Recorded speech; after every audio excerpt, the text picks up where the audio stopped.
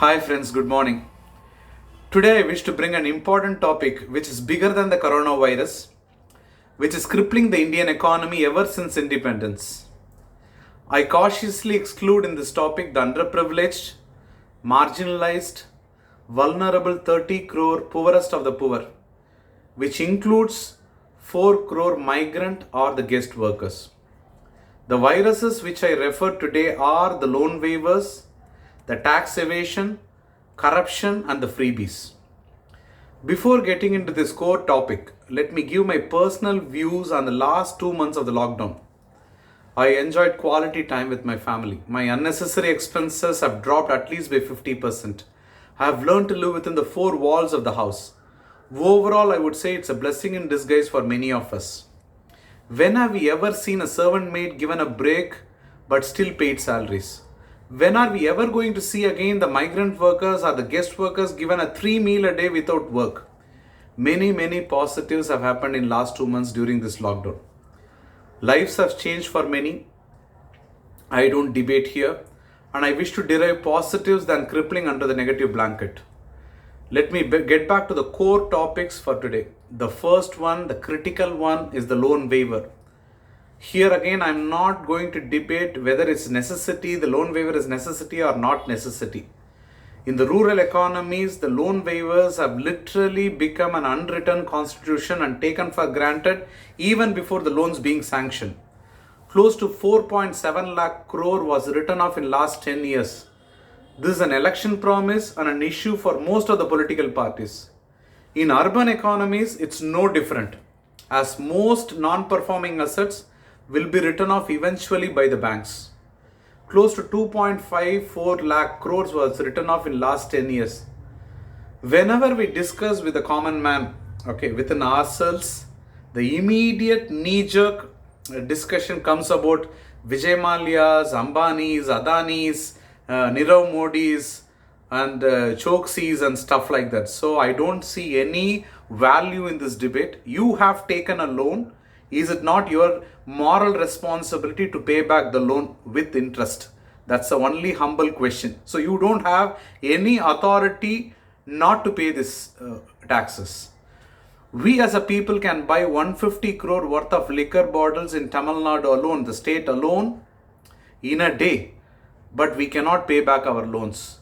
We as a people can stand in a queue for 1 or 2 kilometers in hot sun, but we cannot stand to exchange money at banks during demonetization. So it's all the question of attitude which we need to change. At least now, during this crisis, we need to change. The next important topic is the tax evasion. We do not want to pay tax at all. Literally as a people, as a mentality, எதுக்காக tax pay பண்ணணும், எவனுக்காக பண்ணணும், அவன் என்ன கொடுக்குறான். So simple arguments, even who can afford to pay taxes, nobody is willing to pay taxes. It's becoming a political agenda whenever we talk about the simple personal tax. Let's exclude 30 crore poor people on this below poverty line from this tax bracket. Another 40 crore the kids below 18. Another 20 crore of the women, the housewives. So 90 crore people are already excluded from this 130 crore people. So 40 crore we are talking about.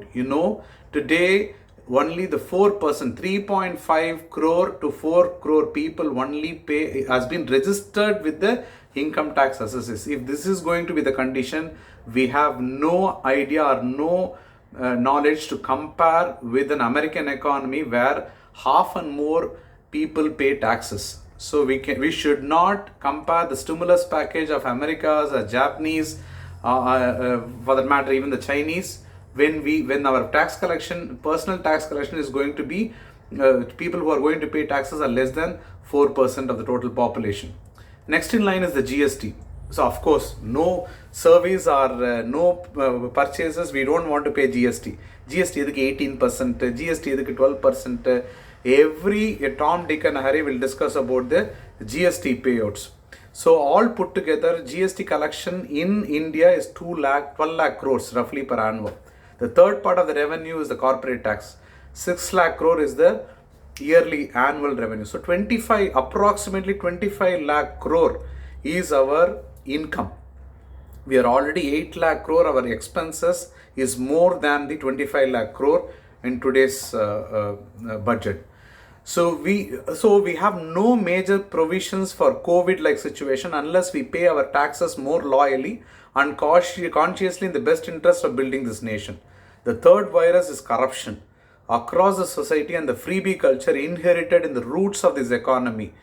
Let's all rise to this occasion and take a noble oath to pay back our dues to this nation in time. We cannot remain as a welfare state forever. We will remain as a developing country forever if we are not rising up to this occasion right now. It is our pride and prestige, whether it's a farmer or an urban middle class, that we do not expect any free lunch from this government. During this crisis, I saw even a poor farmer, one of the poor farmer donating to the PM fund, sacrificing his savings. An young girl donating out of her money saved for the wedding and so on. We need to show courage to this world that we Indians are very different, and I believe the next decade is written in our favor. It's time we change for good. Thank you.